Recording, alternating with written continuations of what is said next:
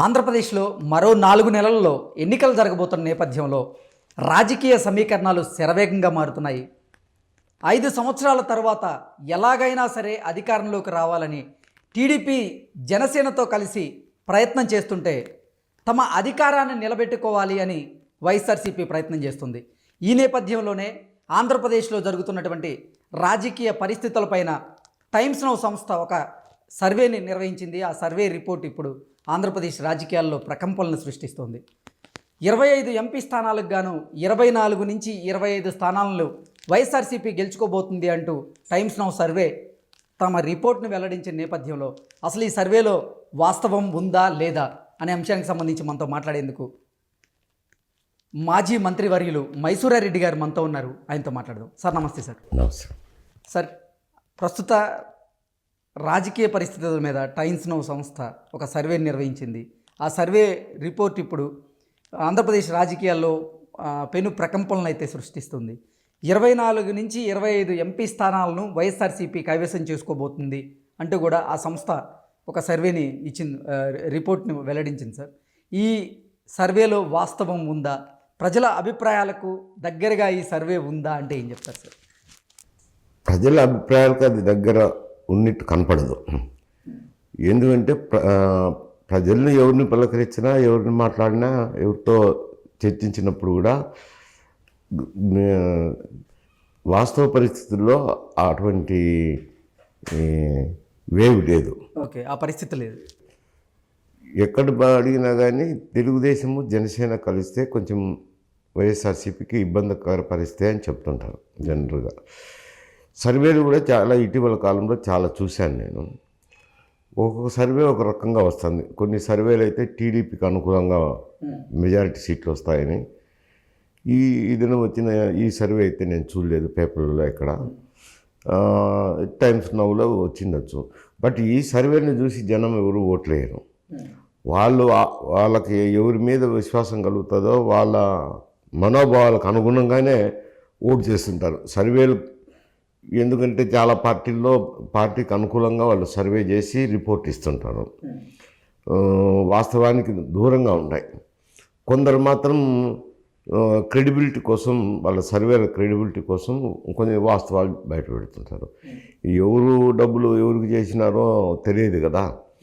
అందువల్ల times now survey మీద ఆధారపడి ప్రజల్లో స్పందన ఉంటుందని నేను అనుకోను. వాస్తవంగా అయితే వాస్తవ పరిస్థితులకు కొంచెం దూరంగా ఉంది ఆ సర్వే. అంటే నేనేం వ్యతిరేకమని కాదు, వీళ్ళకి తెలుగుదేశాన్ని ప్రోని కాదు.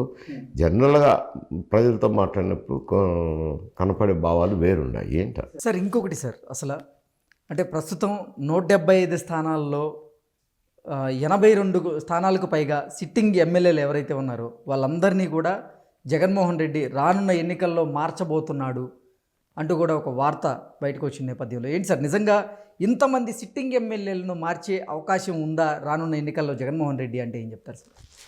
ఇప్పుడు ఏ పార్టీ అయినా అధికారంలో ఉన్నప్పుడు శాసన సిట్టింగ్ ఎమ్మెల్యేలను మార్చి కొత్త వారికి అవకాశం కల్పించినప్పుడు అది కత్తి మీద సాము చేసినట్లే ఉంటుంది. ఎందుకంటే ఉన్న శాసనసభ్యుడు టికెట్ రాకపోతే కనుక అతను లోపలనో బహిరంగంగానో ఏదో ఒక విధంగా వ్యతిరేకం చేసే అవకాశం ఉంది. తను నిలబెడితే అసంతృప్తి వల్ల ఓట్లు పోతాయనేది రెండు ఉన్నాయి. అందువల్ల ఏ పార్టీకైనా అది కత్తి మీద సామే. అంత బేరీజ్ వేసుకున్నప్పుడు పార్టీకి కొంచెం డెసిషన్ తీసుకోవాలంటే మీరు చెప్పినంత ఈజీ కాదు. 80 సీట్లు మార్చాలా అని అంటే అంత సులభమైన పని కాదు. మారిస్తే అది ఆత్మహత్యా సదృశ్యం కూడా అవుతుంది మారు. ఓకే, దానివల్ల కొంచెం డెసిషన్ డీప్ సీ డెవిల్ మధ్య ఉన్నట్టు ఉంటుంది. కోరుకోవాలా. ఎందుకంటే ఇప్పుడు ఇక్కడ తెలంగాణలో ఎన్నికలు జరిగినప్పుడు బీఆర్ఎస్ పరిస్థితి కూడా అదే విధమైన పరిస్థితిని ఎదుర్కోవాల్సింది వచ్చింది. సిట్టింగ్ ఎమ్మెల్యేలకి ఇకపోతే ఇటువంటి సమస్య ఎదురవుతుంది, అసంతృప్తి అనేది. వాళ్ళకి ఇస్తే ప్రజల్లో వ్యతిరేకత ఉంటుంది. అంటే ఇక్కడ టోటల్గా ఇక్కడ ఫ్యామిలీ రూల్కు వ్యతిరేకంగా వస్తుంది రాష్ట్రం మొత్తం మీద. కుటుంబ పాలన అయిపోయింది, ప్రజలను పట్టించుకోవడం లేదనేది ఇక్కడ వచ్చింది.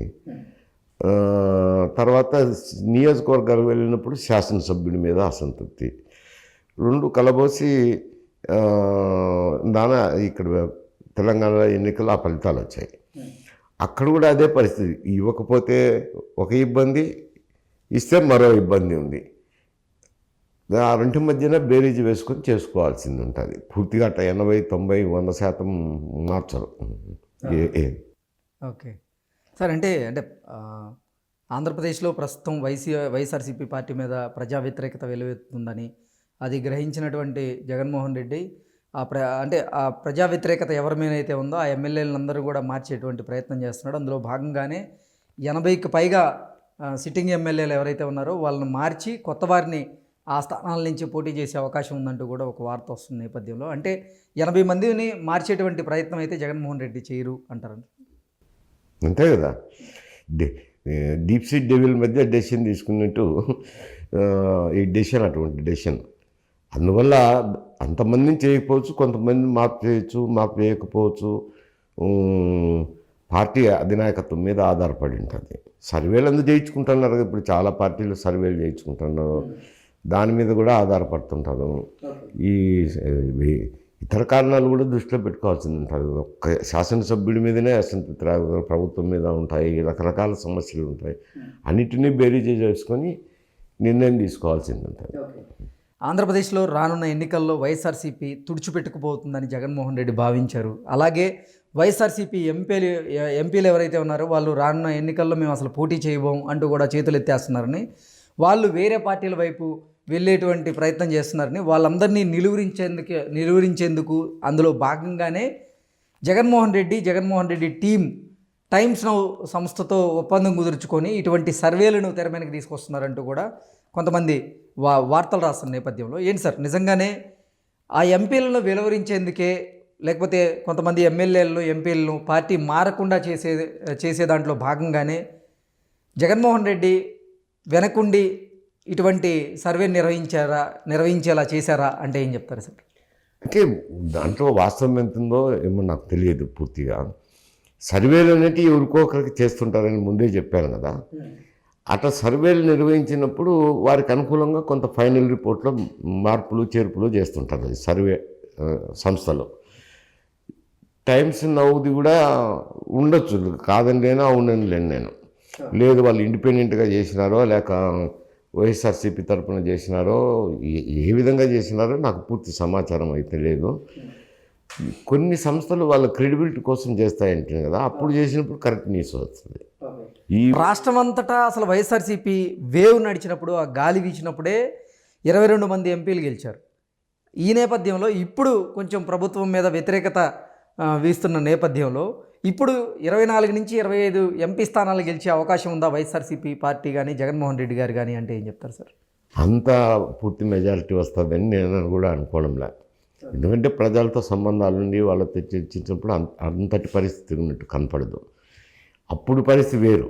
ఎందుకంటే ఎంపీ ఎలక్షన్లు, ఎమ్మెల్యే ఎలక్షన్లు రెండు కలిసే వస్తున్నాయి కదా. ఒక ఎంపీల గురించి మాట్లాడాల్సిన అవసరమే లేదు, రెండు కలిసే వస్తాయి. ఇంకా టైం కూడా లేదు కాబట్టి ముందస్తు ఎన్నికలు అనే దానికి అవకాశమే లేదు. అటువంటి సమస్య ఉత్పన్నం కాదు. ఒక అంటే ఈ దినం నేను ఒక న్యూస్ కూడా చూశాను. ఈ 10th క్లాసు ఇంటర్మీడియట్ ఎగ్జామినేషన్స్ కూడా పెడతాన్నారు, ఎన్నికలను దృష్టిలో పెట్టుకొని 1 నెల ముందే పెడతాన్నారు. అది ప్రభుత్వం, ఆంధ్రప్రదేశ్ ప్రభుత్వం చేసే ప్రకటనే కదా, వాళ్ళ నిర్ణయమే కదా. అంటే షెడ్యూల్ ప్రకారమే ఎలక్షన్స్ వస్తాయి, షెడ్యూల్ ప్రకారమే పోవాలా అనేది. మరి ఈరోజు జగన్మోహన్ రెడ్డి ఒక కార్యక్రమంలో మాట్లాడుతూ, అంటే గతంతో పోలిస్తే 20 రోజులు ముందే ఈసారి ఎన్నికలకి మనం వెళ్ళే అవకాశం ఉంటుందంటూ కూడా పార్టీకి సంబంధించినటువంటి శ్రేణులకి అలాగే మంత్రులకు కూడా ఆయన దిశానిర్దేశం చేశారు. అంటే రెగ్యులర్ షెడ్యూల్ కంటే కూడా 1 నెల ముందే మనం ముందస్తు ఎన్నికలకి వెళ్ళే యోచనలో ఉన్నట్టు కూడా జగన్మోహన్ రెడ్డి వ్యాఖ్యలు ఉన్నాయి సార్. దీన్ని ఎలా అర్థం చేసుకోవచ్చు? ఉండొచ్చు, నేను కాదనడం లేదు. ఆ నిర్ణయం తీసుకోవాల్సింది ఎన్నికల కమిషన్. ఎన్నికల కమిషన్ ఆంధ్రప్రదేశ్ ప్రభుత్వం చేతిలో ఉండదు, వాళ్ళు సొంత నిర్ణయాలు తీసుకుంటారు. షెడ్యూల్ ప్రకారం అయితే ఎన్నికలు షెడ్యూల్ ప్రకారం జరగాల్సిన అవసరం ఉంది. ఇంకా ఛాన్స్ లేదు ముందస్తుకు జరిపేదానికి. ఇంకా 2 రోజులు టైం కావాలనే దానికి ఎటువంటి ఛాన్స్ లేదు. రెండు కలిపే వస్తాయి. కల్పించినప్పుడు ఎంపీలు ఉంటారు, ఎమ్మెల్యేలు ఉంటారు, కలిసి ఎన్నికలు జరుగుతాయి ఆంధ్రప్రదేశ్లో. ఇక్కడి వరకు ఎందుకంటే అది చాలా రోజుల కిందట ఒక నిర్ణయం తీసుకున్నారు, 6 నెలలు ముందు పోవాలని. ఏదో ఢిల్లీలో కేంద్ర ప్రభుత్వంతో తినేమి ఎన్నికల కమిషన్తో చర్చించిన తర్వాత ఒక నిర్ణయం తీసుకొని ప్రభుత్వం రద్దు చేసి ఎన్నికలకు పోయినారు. ఇక్కడ అటువంటి ఛాన్స్ లేదు కదా. ఇప్పుడు రద్దు చేసినా 6 నెలలు టైం ఉంది కాబట్టి షెడ్యూల్ ప్రకారమే జరుపుతారు.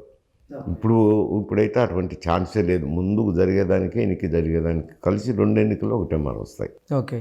నిన్న చంద్రబాబు నాయుడు గారు మాట్లాడుతూ 150 స్థానాలకు పైగా సిట్టింగ్ ఎమ్మెల్యేలను మార్చినప్పటికీ కూడా వైఎస్ఆర్సీపీ రాబోయే ఎన్నికల్లో అధికారంలోకి రాదు, ప్రజల్లో అంత తీవ్రమైనటువంటి వ్యతిరేకత ఉంది అంటూ మాట్లాడారు. నిజంగా ఏంటి సార్, ఒకవేళ కనుక ముందస్తు ఎన్నికలు జరిగితే ఒక నెల ముందు జరిగినా కానీ ఆంధ్రప్రదేశ్లో ఎటువంటి పరిస్థితులు ఉండే అవకాశం ఉంది? ఏ పార్టీ అధికారంలోకి వచ్చే అవకాశం ఉంది? ఏ పార్టీ వైపు ప్రజలు మొగ్గు చూపే అవకాశం ఉంది అంటే ఏం చెప్తారు సార్? ఇప్పుడు ముందస్తు ఎన్నికలు అనే ప్రశ్నే ఉత్పన్నం కాదు. 1 నెల ముందు జరుగుతాయనే ప్రశ్న కూడా ఉత్పన్నం కాదు.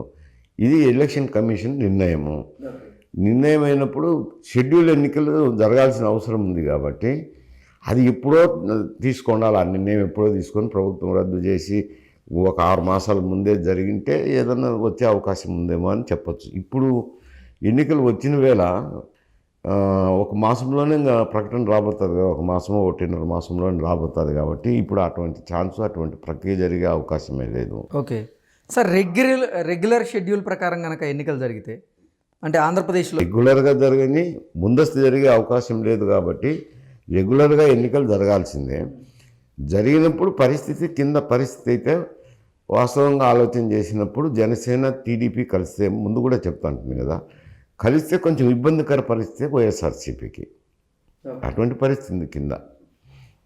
ఓకే, అంటే ఆ 2 పార్టీలు కనుక పొత్తుతో వెళ్తే 160 స్థానాలకు పైగా మేము కైవసం చేసుకుంటాము అంటూ కూడా గతంలో లోకేష్ గారు చెప్పారు, చంద్రబాబు గారు చెప్పారు, పవన్ కళ్యాణ్ గారు కూడా చెప్పినటువంటి దాఖలాలు ఉన్నాయి. నిజంగా పొత్తులో భాగంగా వెళ్తే రెగ్యులర్ షెడ్యూల్ ప్రకారంగా 165 స్థానాలు సాధించే అవకాశం ఉందా ఈ పొత్తు అంటే ఏం చెప్తారు? వాళ్ళు సంఖ్యలు వాళ్ళు పార్టీలో ఉంటారు కాబట్టి వాళ్ళ కార్యకర్తలకు ఆత్మస్థైర్యం పెంచేదానికోసం అటువంటి మాటలు మాట్లాడుతుంటారులేండి.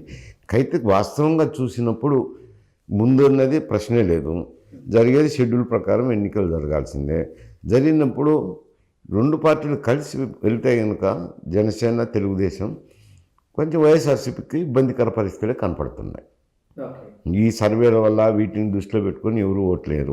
వాళ్ళకు స్థానికంగాను వాస్తవంగాను పరిస్థితుల ఆధారంగా వేవ్ క్రియేట్ అవుతుంది. ఓకే సార్, ఎమ్మెల్యేల్లో వ్యతిరేకత వల్ల వైఎస్ఆర్సీపీ అధికారాన్ని కోల్పోయే అవకాశం ఉందా, లేదా అసలు జగన్మోహన్ రెడ్డి మీదే వ్యతిరేకతతో వైఎస్ఆర్సీపీ ఓటమి దిశగా అడుగులేయబోతుందా అంటే ఏం చెప్తారు సార్? తెలంగాణ ఏం పరిస్థితులు ఉన్నాయో అక్కడ కూడా అదే పరిస్థితి. కాకపోతే అక్కడ ఆయన ప్రజలకు అందుబాటులో లేరు. ఒకవేళ ఇప్పుడు అందుబాటులోకి వచ్చినా ఎవరు నమ్మరు. ఎందుకంటే ఎన్నికలు వస్తున్నాయని అంటారు. ఇది ఎన్నికల సమయం అయిపోయింది, తరుణం అయిపోయింది. ఇంతవరకు ఆయన ప్రజలను కలిసిన దాఖలాలే లేవు. ఏదో సమావేశాలకు వెళ్ళొచ్చు, మాట్లాడచ్చు, అంతేగాని ముఖ్యమంత్రి రోజు ఏదో అవైలబిలిటీ ఉంటాడు ప్రజలకు, శాసనసభ్యులకు అనే అవకాశం అక్కడ కూడా లేదు. ఆ పరిస్థితి లేదు, అక్కడ లేదు ఆ పరిస్థితిలో. అందువల్ల శాసనసభ్యుల పట్ల ఉండొచ్చు, ప్రభుత్వం పట్ల అసంతృప్తి ఉండొచ్చు, ఇతర అన్ని విషయాల మీద వాళ్ళు ప్రజలకు ఇప్పుడు అమాయకులన్నీ మనం చెప్పేదానికి లేదు. వాళ్ళకి అన్ని విషయాలు క్షుణ్ణంగా తెలుసు. ఛానల్స్ ఉన్నాయి, వివిధ రకాల మీడియాలు ఉన్నాయి, ప్రచార సాధనాలు దండిగా అయినాయి కదా. అందువల్ల వాళ్ళకు విషయం అవగాహన అయ్యి వాళ్ళ స్వయం నిర్ణయాలు వాళ్ళు తీసుకుంటారు. వాళ్ళు ఒక నిర్ణయం తీసుకున్నాక ఇటువంటి దాంట్ మీద ఆధారపడరు, వాస్తవ పరిస్థితుల్లో ఆధారంగా చేసుకుని వాళ్ళు నిర్ణయాలు తీసుకుంటారు.